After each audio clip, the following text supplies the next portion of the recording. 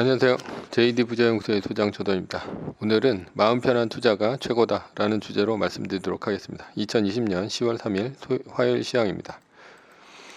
2020년 11월 JD 부자연구소 4기 공지를 하고 있는데요. 지금 11월 2일서부터 어제서부터 그 강의 접수를 받고요. 일주일 동안 접수를 받습니다. 그러니까 그 JD 부자연구소 인공 사이트에 접속을 하셔서 강의 신청하실 분들은 신청하시면 됩니다. 그 자세한 내용은 그 밑에 제가 링크를 달아 놓을 테니까 그쪽을 타고 오셔도 되고 JD 부자연구소를 이제 그 치셔도 됩니다. 구글에서. 뉴욕 마켓워치 미 대선 D-1 주가 국채 달러 유가 모두 올랐다라는 이제 기사가 있는데요. 그 어제 나스닥이 0.42% 상승 마감했습니다. S&P 500 지수는 1.23 그리고 다우존스 지수는 1.6% 크게 상승했죠. 나스닥은 장중에 마이너스로 갈 수도 있었으나 막판에 지수를 끌어올리면서 플러스로 끝이 났습니다. 지수에서 알 수 있듯이 주로 빅테크 우량주만 떨어졌고요. 나머지 테크 및 가치 주식들은 대부분 올랐습니다. 애플은 0.08% 하락했고요. 아마존은 1.04% 하락, 마이크로소프트는 0.07% 하락, 페이스북은 0.67% 하락했으나 테슬라는 3.21% 상승, 알파벳은 0.51% 상승을 하며 희비가 엇갈렸습니다. 어제 S&P와 이제 다우가 상승한 것으로 봐서는 그 바이든 쪽의 승리 쪽에 이제 시장은 이제 돈을 걸었다라고 이제 봐야 합니다. 그러나 선거 결과는 알 수가 없습니다. 여론조사에서는 바이든이 이겼다고 나오나 구글 트렌드는 아직도 압도적으로 트럼프가 이기고 있다라고 이제 나오고 있죠. 구글 트렌드는 한 번도 틀려본 적이 없습니다. 이번에는 틀릴지 한번 보는 것이 좋을 것 같습니다. 별다른 뉴스는 없습니다. 다만 이제 선거에 관한 뉴스만 있을 뿐이고요. 처음에는 대선 이후 투자 전략이라는 제목을 잡았다가 도저히 제 머리로서는 이제 가늠이 되지 않아 지웠습니다. 왜냐하면 너무 변수가 많기 때문입니다. 트럼프가 이길지 바이든이 이길지도 모르는 상황에서 압도적으로 이길지 아니면 바이든이 대통령이 되고 나서 상하원을 민주당이 잡는 블루 웨이브로 갈지 등등을 생각하다 보니까 글이 생각 외로 너무 길어졌고요.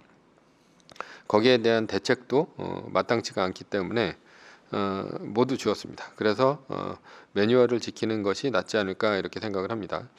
지난 9월부터 11월 3일까지 투자를 본다면 그냥 매뉴얼을 지킨 것이 샀다 팔았다 했을 때보다 이익이었다 이렇게 볼 수 있습니다. 앞으로도 이제 앞으로의 상황도 마찬가지가 아닐까 이렇게 생각을 합니다. 그 트럼프가 이길지 바이든이 이길지 모릅니다. 압도적으로 어떤 한 편이 이기면 증시가 오르고 경기부양책이 통과된다고 보는데 그렇게 되기도 힘들지 않을까 이렇게 생각을 해요. 결과를 봐야 알겠지만 바이든이 대통령이 되고 하원을 민주당이 장악하더라도 상원을 공화당이 갖고 가면 경기부양책 통과가 미뤄지면서 불확실성이 커지고 뭐 증시는 떨어질 수도 있고요. 게다가 트럼프 같은 경우는 우편 투표를 가지고 이제 소송을 할 것이기 때문에 트럼프가 뭐 진다고 하더라도 또 이긴다고 하더라도 근소한 차이로 이길 테니까 뭐 소송 여지는 분명히 있습니다. 트럼프 소송뿐이 아니라 바이든 소송도 할 수 있다라는 얘기죠. 따라서 이번 선거가 끝난다 하더라도 주식의 남은 자산을 바로 이제 몰빵을 쳐가지고 하는 것은 별로 좋지 않다 이렇게 보고 있고요. 즉 현금을 확보하는 것이 좋다 이렇게 볼 수 있습니다. 안개 속 미 대선의 거액 자산가 현금 비중 늘렸다라는 기사가 있는데요.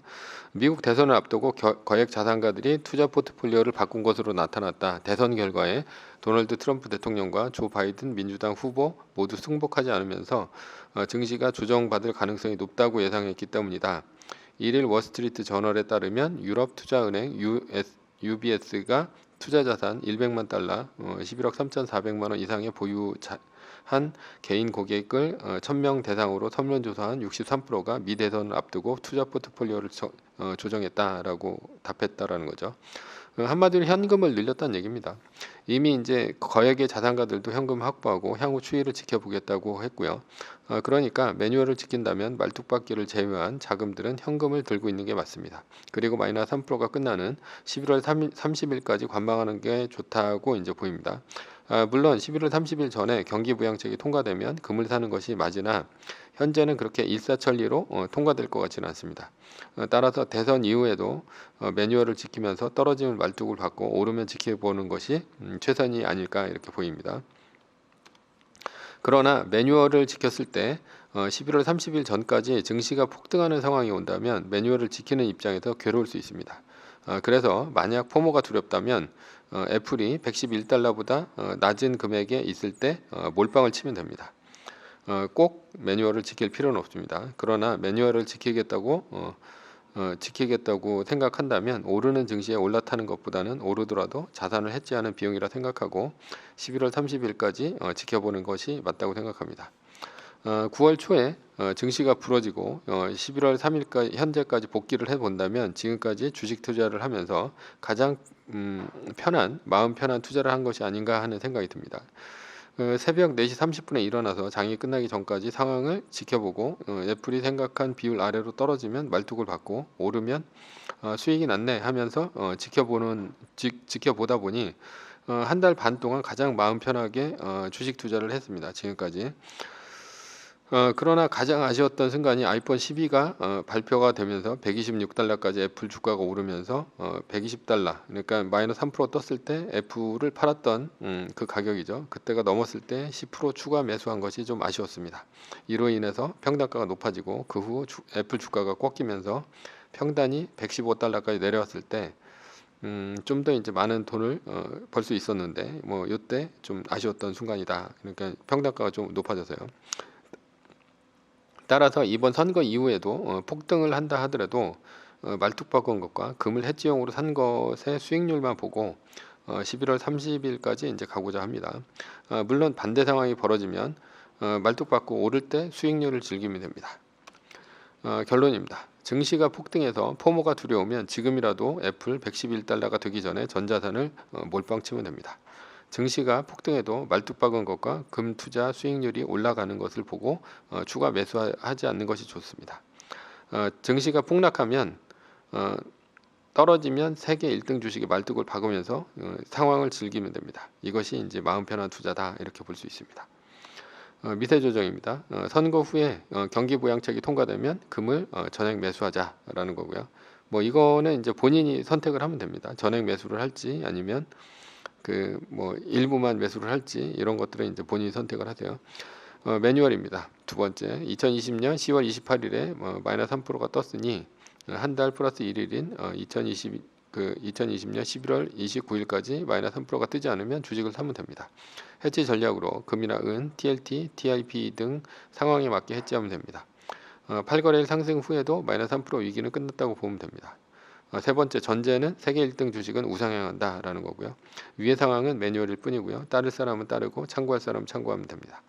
주식을 사고 파는 것에 대한 모든 책임과 이득은 본인에게 있습니다. 매뉴얼을 지키다가 포모, 주식을 판 가격보다 오를 것에 대한 두려움이 있다면 매뉴얼을 지키지 말고 마이너스 3% 판 가격보다 단 1불이라도 떨어졌을 때 전량 매수하시면 됩니다. 오늘은 이 바닥 마음 편한 투자가 최고다라는 주제로 말씀드렸고요. 후원은 제가 영상을 제작하는데 많은 도움이 됩니다. 하나은행 447-910064-61005 주식회사 JD부자연구소 감사합니다.